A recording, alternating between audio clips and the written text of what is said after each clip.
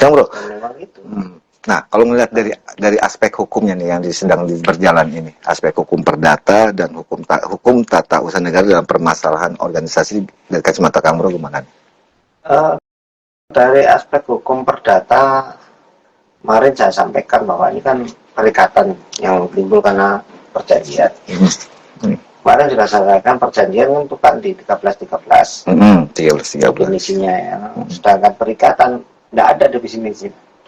Oke. Kalau perdata adanya di situ hanya penjelasan saja di 1234 misalkan. Perikatan itu bisa lahir karena undang-undang, bisa lahir karena perjanjian. Kalau mau nyari definisinya, definisi saya. Definisi ya, bahwa perikatan itu suatu peristiwa hukum dan atau perbuatan hukum yang dilakukan oleh para pihak sehingga berakibat hukum. Nah, baik langsung maupun tidak langsung. Berarti antara perikatan dengan perjanjian beda tipis gitu? Beda tipis, tapi bedanya cuma kalau perjanjian itu diikuti oleh perbuatan dan hubungan. Maka kan peristiwa hukum dan atau perbuatan hukum, gitu kan? Karena kalau peristiwa hukum itu yang karena undang-undang itu langsung berakibat hukum. Karena undang-undang berakibat hukum. Ya, contohnya misalnya Mahfud meninggal ya. Itu lagi kemarin kan ngomong dengan adanya kematian otomatis berakibat hukum adanya ahli waris, nggak perlu ada perbuatan. Secara otomatis anak-anak jadi ahli waris, termasuk istri. 830, 832, 831, 832, 833. Khususnya di 812 ditegaskan ahli waris itu karena bisa jadi karena ikatan darah, ya anak itu tadi, perkawinan, hubungan perkawinan dan karena testamenter. Itu kalau testamenter itu tidak bisa dikatakan peristiwa hukum, karena kalau testamen pasti ada perbuatan hukum membuat menandatangani akte wasiat. Mungkinnya hibah gitu ya, hadiah. Sebelum menikah, ya, sebelum meninggal dia hadiah ya juga sama ada perbuatan hukum. Itu berarti perbuatan hukum. Ya, sebelum meninggal dia sudah bikin wasiat bahwa perbuatan hukum itu menimbulkan hubungan hukum. Sehingga hubungan hukum di antara para pihak itu mengakibatkan suatu akibat hukum yang kemudian ini disebut dengan teori adekuat. Itu perjanjian. Semuanya adekuat itu orang Belanda. Itu perjanjian. Sedang perikatan tadi itu perikatan tadi. Itu perikatan yang lahir dari perjanjian. Tapi yang saya terangkan tadi peristiwa hukum itu perikatan yang lahir dari undang-undang. Contohnya juga kelahiran. Akte lahir. Misalnya istri keduamu ya. Bang, satu yang anak kelima lah. Kelahiran anak kelima dari sini. Kelahiran anak kelima, anak pertama tuang berantem nih urusannya nih. Anak satu sampai kelima. Ketika lahir nggak perlu satu perbuatan hukum. Secara otomatis sudah. Kamu bisa langsung minta kelahiran, minta ini. Nggak perlu kamu ini. Kalau kamu perbuatan hukum dulu malah bingung. Nah, bagaimana dengan yang kemarin waktu nggak salah wawancara seminggu yang lalu, perbuatan hukum yang dilakukan oleh dua belah pihak di hadapan dirjen? Apakah itu bisa dibilang perikatan? Perbuatan hukum yang dilakukan oleh para pihak di hadapan dirjen, maksudnya yang mana, yang IPP ini sama yang Rembuk Nasional? Kan begini, kan sudah dijelaskan. Sekarang kan dasar Rembuk Nasional itu apa? KDK dan emang bisa ADK untuk Rembuk Nasional. Dasarnya apa? Kan gini loh, dasar hukumnya itu dasar bertindak. Misalnya kita dalam komparisi ya, orang menyebut komparisi, dasar bertindak kan disebut di komparisi kalau notaris ya, pasal 38.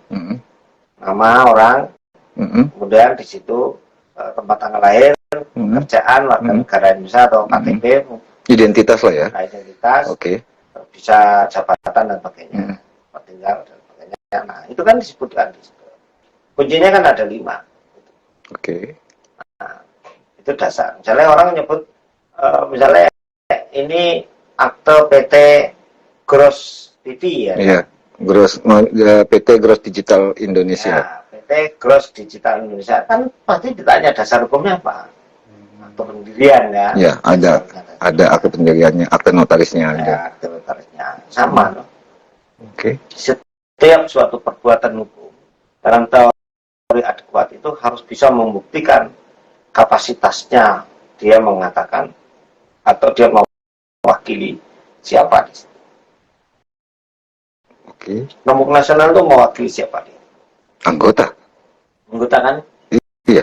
Kalau pengwil mewakili anggota pengwil di wilayahnya. Iya. Pasal 324. Kan gitu Iya. kan? Itu dong. Dari ART kan? Nah pertanyaannya, kalau kita bicara pasal 2324, khususnya di 24, ya, mewakili pengwil. Untuk mengatakan mewakili pengwil itu kan bisa dibuka di pasal 29 kan, nggak salah kan? Ada rapat gabungan. ART mewakili pengwil itu kan, gitu. Mewakili pengwil itu kan ada, kalau misalnya kayak PP lah, kan sudah PP kan pasal, kalau berhalangan itu yang mewakili siapa di pasal 11. Ya. Kalau nggak berhalangan kan ketua dan sekretaris toh. Betul. Nah itu kalau dia mewakili pengurus, gitu. Nah kalau mewakili anggota secara kelurahan kan gabungan, dasarnya rapat gabungan. Rapat gabungan. Iya ya. Betul. Iya. Rapat gabungan kan tetap kecuali penugasan. Pertanyaannya, ada nggak penugasan? Kalau aku anggota penugasan ya, dari kamu ketua sekretaris bisa. Oh mewakili, misalnya. Penugasan, nggak rapat. Karena kamu boleh bertindak untuk nama pengurus, kamu kepilih. Kamu sudah kepilih di rapat gabungan. Ketika diundang. Atau kamu sudah kepilih di konperwil. Boleh kamu memberi penugasan. Seandainya abang diundang tidak bisa hadir, menugaskan untuk mewakili ya, gitu. Ya boleh. Oh. Boleh. Yang penting ketua sekretaris tanda tangan. Kalau ketua sekretarisnya tanda tangan, yang mewakili 2 ketua bidang, 1 sekretaris. Sekretaris kan gitu. Kan ada aturannya. Gitu loh. Tuh. Ya paham. Berarti kalau berhalangan tetap baru pasal 55, 49. Ketua pejabat. Ya, namanya pejabat ketua. Pejabat pelaksana atau pejabat ketua Pengda, pejabat ketua Pengwil, pejabat ketua umum. Berarti itu masuknya kalau seandainya itu ada Perbuk Nasional itu masuknya perikatan atau perjanjian. Seandainya itu ada semua melalui dasar yang tadi lah, yang ada suratnya, ada mewakilinya itu. Oh, kalau beda. Jadi gini loh. Kalau organisasi kita ini itu atribusi. Oke. Organisasi. Dari mana atribusi? Dari Undang-Undang Dasar 45 pasal 28. Oke. Dan UJN. pasal 28 itu di breakdown di pasal 82. Kan sudah jelasin 82 ya, itu atribusi. Yang kemarin saya lupa, kemandirian itu otonom namanya. Ya. Dia diberi hak otonom. Karena dia diberi hak otonom, dia berhak menyusun ADART. Mandiri, sendiri, nyusun sendiri. Ya, nyusun sendiri ADART. Nah, ketika sudah menyusun ADART, maka dia kan sudah punya hak suara anggota nih. Ada pengurus kan? Nah, dia boleh menyusun teknis pengaturannya. Nah, ini nanti sudah menjadi mandat ketika dari anggota kepada pengurus. Kalau organisasi kan wadahnya. Kemana gini, negara Indonesia. Negara Indonesia ini terbentuk, suatu negara ini, negara Indonesia. Atribusi dan Undang-Undang Dasar 45. Atribusi. Konstitusional, ya. Okay. Terus kemudian, negara punya pemerintahan. Ada presiden, ada DPR, nah itu ada kelembagaan-kelembagaan. Ada legislatif, yudikatif, eksekutif, ya.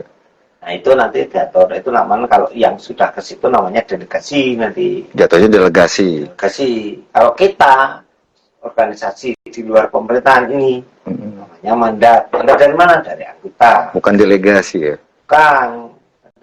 Mandat dari anggota.